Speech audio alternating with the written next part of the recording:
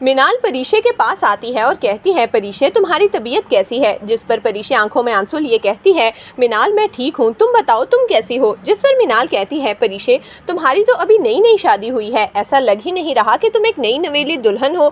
देखो परीशे, दादी का जाना ऐसे ही लिखा था, लेकिन इसका ये मतलब नहीं कि तुम अपनी जिंदगी को खत्म कर दो। देखो मेरे भाई के भी बहुत से अरमान हैं, उसने पसंद की शादी की है, उसका भी दिल करता होगा कि तुम दोनों कहीं घूमने फिरने जाओ, और देखो तुमने अपनी क्या हालत बना रखी है। मैं ये नहीं कहती कि तुम दादी का सोग ना मनाओ, लेकिन दादी अगर तुम्हें और बारी को एक साथ खुश देखेंगी तो वो जरूर खुश होंगी, और अगर तुम यूं ही परेशान और उदास बैठी रहोगी तो दादी को भी तकलीफ होगी। इसीलिए मेरा मशवरा मानो, उठो और जल्दी से जाकर तैयार हो। बारी जब ऑफिस से आएगा तो वो तुम्हें देखकर बहुत खुश हो जाएगा। तुम दोनों एक साथ वक्त गुजारोगे तो दादी की रूह को भी सुकून मिलेगा। ये सुनकर परीशे कहती हैं, हाँ शायद मिनाल तुम बिल्कुल ठीक कह रही हो, मैंने दादी की वजह से बारी को काफी ज्यादा इग्नोर किया है, मुझे ऐसा नहीं करना चाहिए था। मिनाल परीशे से मिलकर वापस अपने घर चली जाती है। परीशे उठती है और बहुत अच्छा सा तैयार होती है।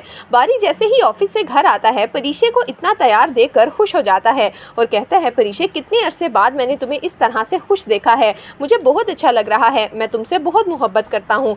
जिस पर परीशे कहती है, बारी आप कैसी बातें करते हैं, मुझे आज मिनाल ने कहा कि मुझे आपके लिए तैयार होना चाहिए। दादी का शौक तो मैं मना ही रही थी, लेकिन मुझे आपके साथ भी नाइंसाफी नहीं करनी चाहिए। जिस पर बारी कहता है कि अब कोई भी उदासी वाली बात नहीं होगी, चलो हम कहीं बाहर डिनर पर चलते हैं। बारी परीशे को लेकर डिनर पर जाता है और रास्ते में परीशे की बहुत तारीफें करता है और कहता है, परीशे मैं तुमसे बहुत मोहब्बत करता हूँ, ये कभी मत सोचना कि मैंने तुम्हारे साथ कोई भी बेवफाई की। जिस पर परीशे कहती है, बारी आप कैसी बातें कर रहे हैं, आप हर वक्त क्या ऐसी ही बातें करते हैं? जिस पर बारी कहता है कि जब आप मोहब्बत करते हो तो आपका दिल करता है कि आप उसको बताओ कि आप उससे कितनी मोहब्बत करते हो, और वो भी आपको बताए कि वो आपके बारे में क्या सोचता है। जिस पर परीशे मुस्कुरा देती है और कहती है, हाँ बारी मैं भी आपसे मोहब्बत करती हूँ। जबकि दूसरी तरफ रोमैसा ने तो आलिम साहब के दिमाग में अब एक नया फितूर डाल दिया है। आलिम साहब के सारे पैसे काशिफ ने जुए में हार दिए और अब रोमैसा उन्हें ये आइडिया देती है कि अगर उनके पास किराए के पैसे देने के लिए नहीं हैं तो हम अम्मा के घर शिफ्ट हो जाएंगे,